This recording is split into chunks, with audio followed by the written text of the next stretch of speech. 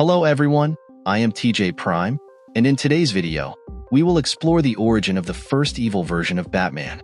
Don't forget to subscribe for more content like this. It started 30 years ago. Another universe, another Gotham City. Bruce Wayne was walking calmly. He asked his parents to buy him some pizza. He wanted it now. His father told him that he already had some junk food at the movie. Martha asked Thomas to just buy the kids what they wanted. Their shouting was hurting her ears. Thomas didn't want to do it. They were on the brink of bankruptcy and had to save every dollar they could to keep the lawyers happy. Martha asked why he kept having slips. Those accidents he was having were spreading, and it was hard to deny the pattern as anything but his surgical fetish.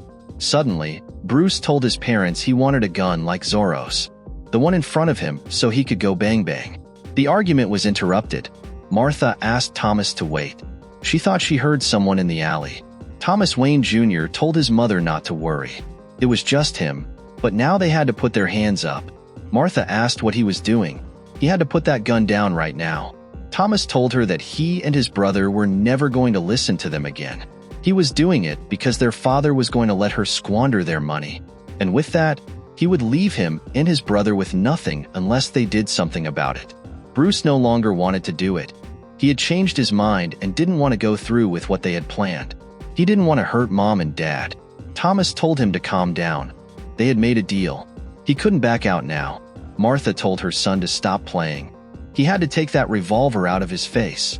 Thomas wasn't playing. He was going to shoot right now.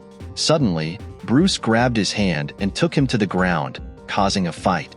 Martha told her son to stop this nonsense. She would give them 8 spankings each if they didn't stop. Someone came from behind and shot the parents. Thomas and Martha weren't the only ones to get hit by a bullet. The one responsible told Bruce he should have listened to his brother. He also took a bullet. But who is responsible for this massacre? Well, the culprit is Alfred, who told Thomas the job was done. A bird spoke to him that night, bewildered and confused, like Bruce, who lay there dying. From this moment on, he would be Thomas Wayne Jr., the richest boy in Gotham City. On the other hand, we return to the main Earth at this time. It was only a matter of time before their world shattered. At least they're smart enough to realize it. In Chicago, a group of mobsters is gathered in some warehouses. The atmosphere is somewhat tense. Everyone is very nervous. The Mariani boys, the Gaysos, even Frank Bertinelli came, and as much as he wanted to see his boss dead, if Frank Bertinelli was in this place, something bad was going to happen. They knew that eventually, the lunatics in costumes would take control, but he thought that in the worst-case scenario, he would be dressed as a sunflower, following Poison Ivy around. Although they know that the costumed ones don't want them, their time is over. The criminal families and their pawns like them are going to become extinct. But why are the criminals gathered? Why have they come together? Well, they are resolving their differences to figure out what they can offer to Ultraman and the Crime Syndicate so they can join those from Earth 3, as if they were even on their radar. Although not being on their radar is probably a good thing for them. If these Syndicate guys don't even know they exist, then they have no danger to face. Owlman prefers to take control of what's already in place. He bribed, blackmailed, and threatened those who ran Gotham until it was his. But sometimes that doesn't work. Sometimes he had to burn it all down and start over. Owlman interrupts the Mafia meeting, which is what happened with his family. His father was a weak man, his mother a sadistic authoritarian, his brother a vile rat. His servant, Alfred, was the only one he could control. Together they killed his family. He has been abandoned in a world that is not his. So he is building a new family. That is what this upside-down world will give him. After a short fight, and without any major difficulty, Owlman has ended the Mafia. Thomas Wayne's purpose is to have a new beginning, a new family. Now we see him on the roof of a building holding the Mafia bosses. He tells them to wake up. They wonder what is going on here. Owlman tells them the situation. The rest of their criminal leaders are dead, and he only needs one of them alive. One of them will drive what's left of the criminal families and gangs in this city into an empire he will control, which will be run by Owlman. His question is, which one of the two is he going to lower, and which one of the two is he going to throw? They both start to fight. One can do it. He can handle this city. Another tells him to forget it. He will take control of the country. They can control all the criminal organizations together. But how could he take control of the city if he doesn't even have the power or brains to do that? He can't even keep his own brothers under control. But he has something the other doesn't, and that is loyalty. This one in front of him will be the undisputed boss. He swears he will do whatever Batman tells him. Those words were enough to make Owlman angry and drop Morty. Now he takes the one left alive and tells him he will work for him. Mr. Bertinelli is his man. Organized crime will be controlled by Owlman. It's time to retire, but first, he will brand his hand. His family belongs to him. On Bertinelli's hand, we see the mark Owlman left. Later, Greed tells Alfred about the situation. The young Titans were trying to help Nightwing, but Johnny and Automika intercepted the Titans. Their speedster activated a temporal trigger within Kid Flash, which finally caused a rupture in the time stream and sucked the Titans in. Analyses suggest they were transported to the time period Kid Flash comes from. The Titans will no longer be a distraction for them. And although they have already gotten rid of the Titans, someone else could come. When they announced Nightwing's true identity to the world, they also created bait to attract allies and enemies. There will be those who come here to rescue Richard Grayson, and those who might come here to kill him, which is most favorable to the Crime Syndicate. Owlman arrives and says it does not favor everyone.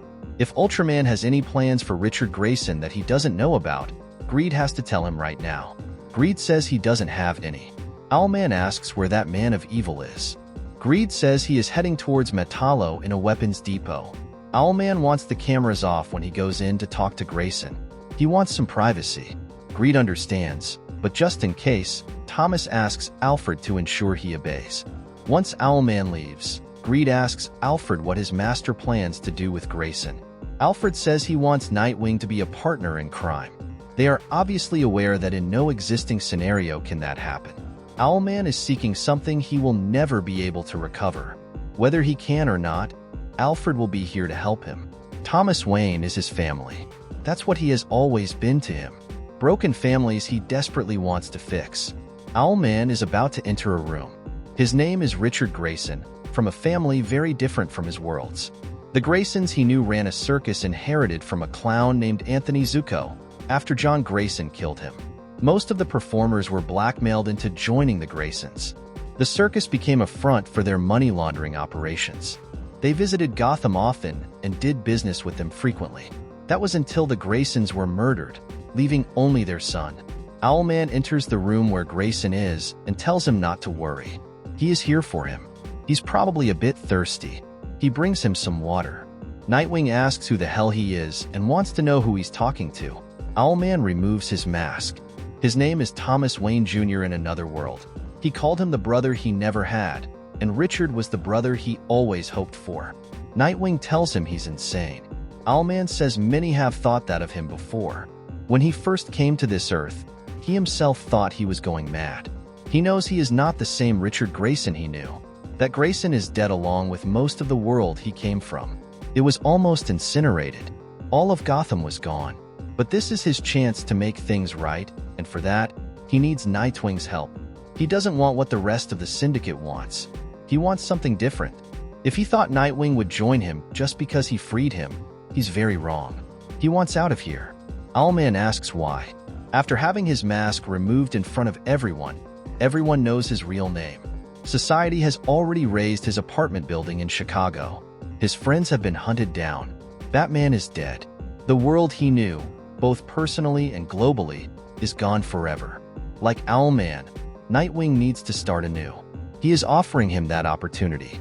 Owlman tells him that if it's to destroy the world by his side, he will say no. After a hard blow received by Nightwing, Owlman says he doesn't want his help to destroy the world. He needs help to save it from the Crime Syndicate. His world is a mess. His Justice League should have cleaned it up and put it under control a long time ago. Ultraman is right about that, but wrong about everything else.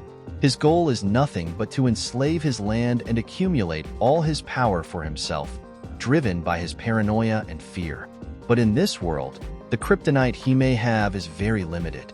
Ultraman is vulnerable for the first time. These are the only options Nightwing has. Will he join him to help stop the Crime Syndicate? After thinking it over, Nightwing says he will. Owlman tells him that until they are ready, he has to put him back as a prisoner. Nightwing doesn't want to, but Owlman says he is not in shape to keep facing him. If the Crime Syndicate finds him free, they will kill him. In Owlman's world, their relationship fell apart when Richard discovered the truth about his family. He found out he had arranged their deaths and killed them. He did it for a reason, to emotionally bond him with himself. He has made a better plan this time, a bigger one with which he can fix his family. While Owlman dealt with Nightwing, Superwoman was outside the room, listening to everything. Thank you very much for watching this video. Don't forget to comment, like, and subscribe for more content like this. I'm TJ Prime, and see you in the next video.